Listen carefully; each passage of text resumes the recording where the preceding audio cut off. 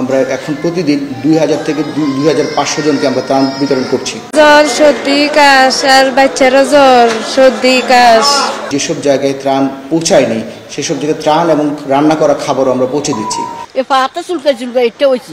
এই ত্রাণ এবং চিকিৎসা সেবা আমরা ততদিন অব্যাহত রাখবো যতদিন আমাদের ঊর্ধ্বতন কর্তৃপক্ষ আমাদেরকে আদেশ করবেন। আমরা 26শে আগস্ট থেকে ত্রাণ কার্যক্রম শুরু করেছি এবং ত্রাণ কার্যক্রম শুরু করার পর থেকে প্রতিদিনই আমরা 1000, প্রথমে শুরুর দিকে 1000 জনকে আমরা ত্রাণ দিতে সক্ষম হয়েছি এবং প্রতিনিয়ত আমাদের নৌবাহিনীর বিভিন্ন অঞ্চল থেকে ত্রাণ এসছে এবং সেইভাবে আমরা এখন প্রতিদিন 2000 থেকে 2500 জনকে আমরা ত্রাণ বিতরণ করছি।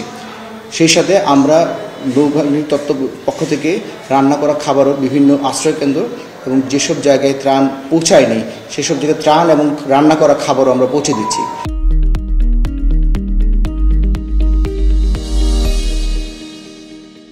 তো এইভাবে দেখা যাচ্ছে যে আমরা গত 26 তারিখ থেকে আজ পর্যন্ত প্রায় 5000 জনের উপরে আমরা তার সরবরাহ করেছি। এখানে বন্যার পর এখানে যে স্থানীয় উপজেলা স্বাস্থ্য কমপ্লেক্স এবং কমিউনিটি হসপিটাল দুটো অর্গানাইজেশনই ইনঅ্যাক্টিভ হয়ে যায়।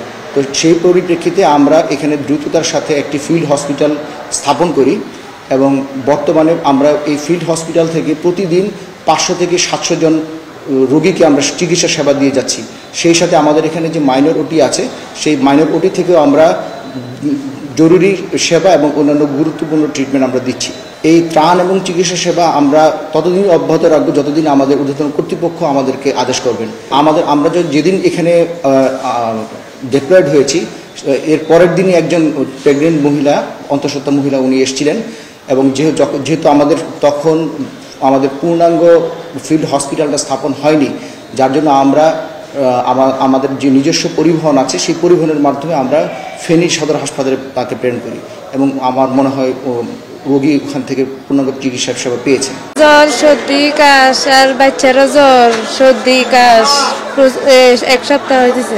ফার্মেসি থেকে ওষুধ নিচ্ছি, ধরে নাই, এখন আজকে আসছি এখানে। আমি পাল্লাই আসি, আমি ওষুধটা দিছে ডাক্তার সাহেব, আমি এটা ব্যবহার করবো, খামো পারি না। এরকম আর গায়েও আছে, গাতা দেখাইতে আরিয়েন না, পাতা দেখাইতে আরিয়েন, এ পাতা চুলকে এটা হয়েছে বুঝছেন, হানি ডলার হানিয়ে আজ যা কদিন।